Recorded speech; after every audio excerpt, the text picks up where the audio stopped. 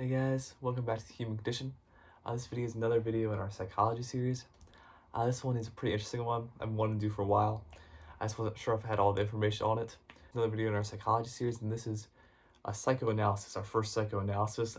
And this is, what is a psychoanalysis? A psychoanalysis of Dutch van der Linde from Red Dead Redemption 2. So this should be a pretty interesting one.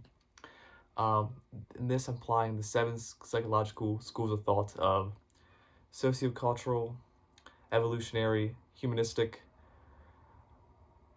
physiology, cognitive psychology, behavioralism, and psychodynamics.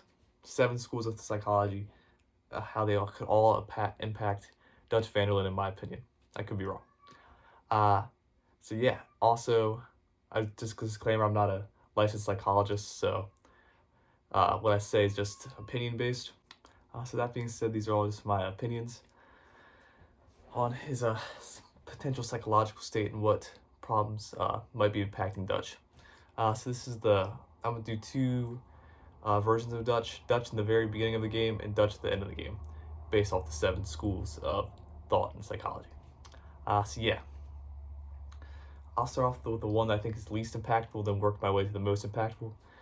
This is evolutionary psychology. This suggests that people do what they do because it's beneficial for their survival. In the beginning, Dutch does what he does, I genuinely believe, because he believes it's a good thing.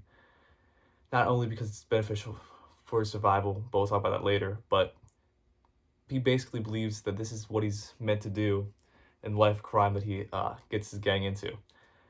So he probably believes that thieving and crime is his only really outlet he can have to potentially be successful. I mean, he might think he can be successful at other things, but that's what all he's ever known, basically. So he probably believes the life of crime is always going to be beneficial for his survival. And other reasons we'll talk about later, but he probably believes this is his main main form that is beneficial for his survival and the gang's survival. So through evolutionary psychology, he does the life of crime and challenges authority because he believes the law will be the death of them, which ironically, spoiler alert, if you haven't seen it, the RDR 2 stories, it ends up being the death of him, the law, and society's growth and modernization. The second one, number 6, would be sociocultural. This is, in my opinion, how I view the 7 schools of thought. This is just based on how I view it. It might not be 100% accurate. This is just how I view the 7 schools of thought. Sociocultural is pressure from external forces that aren't considered in one's support groups. This is everyday interactions that affect how we act, and basically from people that we're not necessarily close with, our support groups. So Dutch's influences in the game are from the Pinkertons and the encroaching law, and his and maybe some members of the group that he's not as close with, like people that aren't Hosea and Arthur, would also influence his decision making. But one way this can be seen, sociocultural peer, is Dutch is really smart when he decides to move from town to town instead of staying in one place. This would be an example of sociocultural pressures, psychology, in my opinion, because the government is pushing him to move from town to town when he commits his crime, which he's doing for multiple reasons, but one being it's beneficial for his survival and the gang's survival in a world that's constantly changing. So that's one pressure. And also, he's doing that also, moving from town to town, because it's smart, because that's also good for beneficial for his survival. Number 5 is humanistic psychology. This is people's goals and their support group, and how their goals change. Basically, people's goals, most goals we have in life are due to other people that we're close with. If you really think about it, like getting this job, you probably wouldn't even thought about that job unless you knew someone that got that job, if that makes sense. So Dutch's humanistic support group is his gang, obviously, but I believe the the most people that are usually in the support group are 3 to 5 people. So I think actually the people that are actually in his humanistic support group, in my opinion, would be Hosea, in the beginning, Hosea and Arthur. And maybe 2 others that are close to him, but I don't think there's 2 more other people that are really as close to him in the beginning, other than Hosea and Arthur. Maybe John, but I don't think he really gets along with John that well. I don't think, even from the beginning. Although, maybe, I don't know, I think he views him in the beginning as a surrogate son. So maybe John, if he liked him in the beginning, I feel like he was still a little suspicious of him in the beginning of the game, if I'm not mistaken. And we'll talk about later on who worms into that support group and how it corrupts Dutch. But, and Hosea and Arthur really help guide Dutch to make his decision making, especially Hosea. Arthur helps Dutch with muscle for the group, the main enforcer. So Dutch can rely on him when he makes his plans, and he can rely on Hosea to be the moral compass and reasoning behind his impulsivity in the beginning of the game, to make good, informed decisions.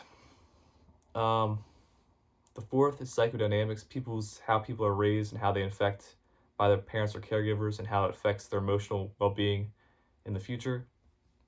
A lot of the characters struggle a lot, and that's what's get them into the life of crime.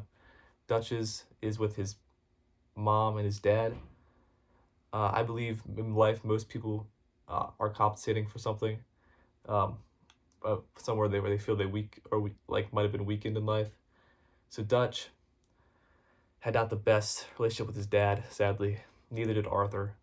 And this relationship kind of made Arthur seek a father figure and made Dutch want to be a father figure. Everyone seeks a form of compensation some way. And that's why Dutch wanted to make his own family, because he might have not felt, sadly, that his family dynamic was the best, so he decided to reach out and make his own family within the gang of outlaws. Also, Dutch really dislikes the law because a deep emotional reason being his dad fought for the Union in the Civil War, and his dad passed away. And this loss of his father, he blamed the government and the Southerners for doing this. So he had a deep grudge against the South, and he also had a deep grudge against the law itself and the government, because he blames them for getting his father, causing his father to pass away. And he blames the government and the law for doing so, but he also blames the South because the South was the opposition that his father was fighting. He was a Union in the Civil War. And this deep belief that the government contributed to his father's laws made him kind of have a big generalization that all law and government was corrupt, and that the libertarian ideals of freedom and libertarian society or anarchist society where everyone fights to live on their own and there's no government was a better American ideal in Dutch's mind. Due to this deep emotional tragedy that he had to sadly face. Also, if you really look at the relationships with Arthur and Arthur's parents, John's parents and Hosea's, it kind of really makes a lot of sense based off their personalities. Briefly talking about this, Arthur, I didn't know this, but Arthur didn't, I think Dutch's father passed away, and he didn't get along with his mom because he thought she was too controlling. Another example of Dutch wanting freedom and making his own rules. Arthur, mom passed away at a young age, but he had fond memories of her. But his dad was sadly very harsh and kind of aggressive towards Arthur, a little bit harsh towards Arthur. And because of this, and his father was a criminal. And then you can see the contrast. You might be wondering, if his dad was a criminal and he didn't get along with his dad, why would Arthur become a criminal? And I think this is just me theorizing. The reason Dutch at the end of the game goes full throttle is because Dutch believes in crime as an ideology, whereas Arthur believes in crime because he had no other choice because he was adopted by Dutch. And if Arthur had a choice, he wouldn't have gotten to the life of crime, whereas Dutch willingly got into the life of crime because of his ideology. And so that's why Arthur is more willing to give up the life of crime, whereas Dutch feels like this is his life's purpose. He can't give up even when the whole world is going against him. And so that's kind of where Arthur gets his sense of, and that might be why Arthur doesn't really want to stick to it, the life of crime towards the end of the game, whereas Dutch can't back away from it. Two more quick ones. John's relationship with his mom, and his mom was escort, and his dad was a pimp. I'm pretty positive. His relationship with his dad, if I remember correctly, if I'm not mistaken, wasn't quite as bad as Arthur's, although I could be wrong with that. And his mom passed away at a young age. So he didn't really have that strong ideological desire to be a criminal either, but he had to because both his parents also passed away at a young age, if I'm not mistaken, and got adopted by Dutch as well. So he kind of also wasn't super just did the life of crime because he had to. And Hosea was actually the only one that, when I was researching, if I'm not mistaken, that actually had a good relationship with his dad, his father figure. And that can kind of make sense why Hosea is like the morality in the gang. Not that that's the only reason people have good morality, but that could potentially help Hosea be like the morality. Obviously, that's not the only reason people have morality, but that could also have helped Hosea be the morality figure and the father figure to Dutch. Hosea's dad was not a criminal, I don't think. He was a swindler, and that's how Hosea took on the swindling, because I think, in my opinion, people's relationships with their parents determine if they're going to take on their ideals and beliefs, usually.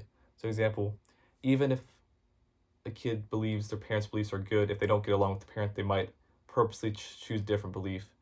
And if even if a kid doesn't necessarily 100% agree with the parent's belief, if they get along with the parent, they might take that belief, in my opinion. I could be wrong. So since Hosea got along with his dad, and his dad was a con man and a swindler, and taught him that, he was more willing to do that. And his dad got into multiple marriages and was kind of like a player, had a lot of kids. And his mother, so this good relationship with his mom and a decent relationship with a good relationship with his dad and a decent relationship with his mom caused him to actually not even want to get into the life of crime, but actually was going to be a comedian. And one could even go as far as say compensation. Maybe he felt too serious in life, so he wanted to be a comedian to show off that he had a funny, witty side. But that's just a theory. That Hosea might have thought himself too serious, so he wanted to become a comedian. But his mother kind of didn't like that pursuit, and then they both passed. So again, he got into life of crime because she didn't like that pursuit of him being a comedian. And then after that, they both passed at like his age of like 17, which is older than most of the other ones. He also got into life of crime using the techniques his dad gave him with swindling and being a con man. And that's how Hosea did it. So it can make sense why Hosea is a less extreme, and kind of like tries to guide morally and be the father figure to Dutch, who's the father figure to everyone else. And when he passes, why Dutch goes further off the rails, potentially. Because that was the fourth, psychodynamics. Third, behavioralisms, habits and behaviors based off their the cognitive mind, what they think about. Dutch's behaviors in the beginning of the game and habits are one of maintaining good group cohesion, building strong bonds with members of the gang, and the cycle of finding new gigs to rob and swindle with the help of Hosea and Arthur as advice. And this changes a little bit at the end of the game. and so that's his behavioralism, his habits, his big sense of loyalty, and that's something that consistently happens at least in the beginning of the game. The second is cognitive psychology, what Dutch thinks about in his mindset. Well, this is basically his philosophy and his core belief. His core belief is that lawlessness is the only way to success in life, and he stands to that. He lives his life. He's willing to die for that belief, and he also Dutch, I think, admired his father, at least a little bit, if I'm not mistaken, and his father also died for his beliefs, and Dutch wanted to do the same, in my opinion. So, this cognitive schema of viewing the world, the law is corrupt, is probably his main core belief, and it's hard to really go into his other schemas like his personal opinions. Well, I guess a couple would be like another core one would be not to harm innocent people, and to give to the poor, and that's would be his habits and his schemas in the beginning. But this drastically changes when the peer pressure, the socio-cultural changes later in the game, which we'll talk about in a sec. But originally, his core mottos, his schemas, how he viewed the world, and his habits were live by a moral code of not to hurt innocent people unnecessarily, rob and live lawlessly with the gang as a family, loyalty, and die for what one believes in. This all changes later on for the most part, except his one core belief. All his other beliefs. And then the number one would be, I think, impact people most in general, would be physiologically the brain chemicals. I think Dutch in the beginning has a healthy amount for what was sort of healthy amounts of dopamine and serotonin and all the brain chemicals at a balanced level to make rational and informed decisions. But I think this changes very later on in the game. And if we're talking about medical conditions, I'm not a psychologist, so I probably am wrong with this, but I think he might have traits of potentially narcissism and bipolar, because his heightened ego, he's a very heightened ego and believes he has like an egoistic idealism that what he believes is right is always right, usually, especially towards the end. And his emotions he gets very mood swing oriented towards the end of the game, but that could just be stress. So maybe not the bipolar part, but I think potentially he could suffer from narcissism and bipolar, in my opinion. I could be wrong. So to talk about his personality later in the game,